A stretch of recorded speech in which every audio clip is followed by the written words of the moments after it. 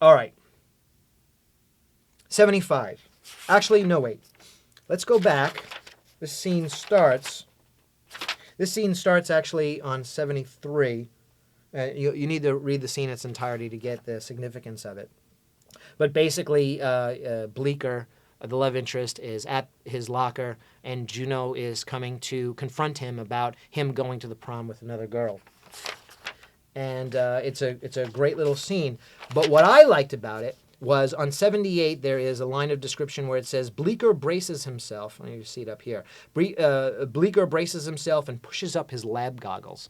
Now, I didn't know for a page and a half before when it started, they really don't say anything about him having lab goggles over his eyes or anything like that. But it's cute to have it here because it's his character, and I just like the fact that she held that part of the joke till later. I don't think he used lab goggles in the actual movie, but here for the reader, that is, looking at this as a spec script, because that's why we're looking at it, to help us in our spec scripts, and I really like that. You can hold information back about what he's wearing or whatever until it's appropriate to have it. At least I think so. I think it's effective. You make your own decision. There's another one here I really like. She writes such great dialogue, and this is my favorite dialogue in the movie. I laughed so hard when I saw it. The actor, I don't know his name, I'm sorry, that plays Bleecker, he's very famous now. He's whatever. He does such a great job at delivering this line.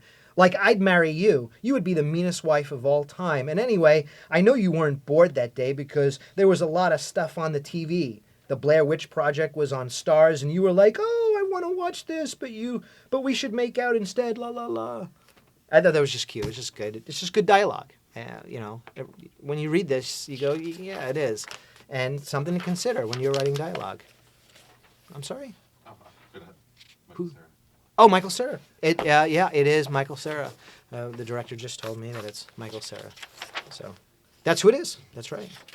So, and he is very good. I don't know what he's in now. I know he's doing lots of stuff now, but in Juno, he was just really good, and he gave such a life to her dialogue. Even when I read the script, I didn't know he was going to play the part or what it was going to sound like. But even reading it on the paper, it was funny. Important, because yours should be too, if that's your intention. And then let Michael Cera deliver it.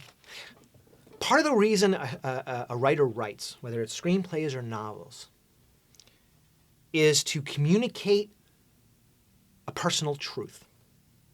Your personal truth, not just a personal truth, your personal truth. Because as a writer who has their own voice, who's developing their own voice, you have your own personal truths that have to do with your own experience in life. And Diablo Cody does it really well here, very concisely too. Let's go to 83. Let's go down to the bottom of the page. This is where it's being revealed that Mark is not really into adopting Juno's kid with Vanessa. It's finally coming out. Vanessa says, "What did you do?"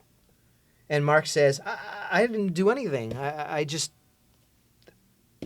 just been thinking. And in action description, you'll see here it says, "The worst words a man can speak."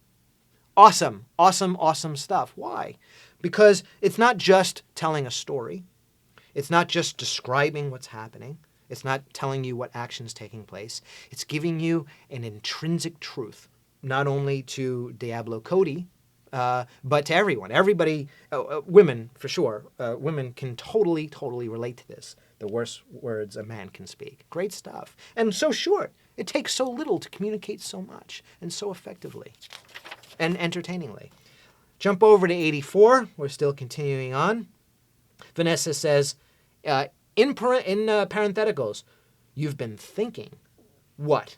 I like that because it even though it's a line of dialogue that she turns into a parenthetical, but it really does change how she says what. And she goes even farther than that. You'll go down a little bit. Mark says, "Just thinking if this is really the right thing for us." And Vanessa says, "What are you referring to?"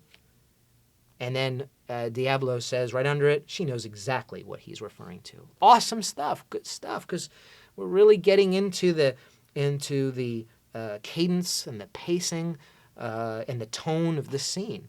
And basically, she's breaking the fourth wall over and over again, commuting directly from her to the reader.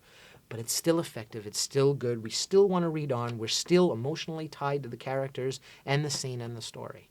Read it yourself. You tell me. But that's how I feel.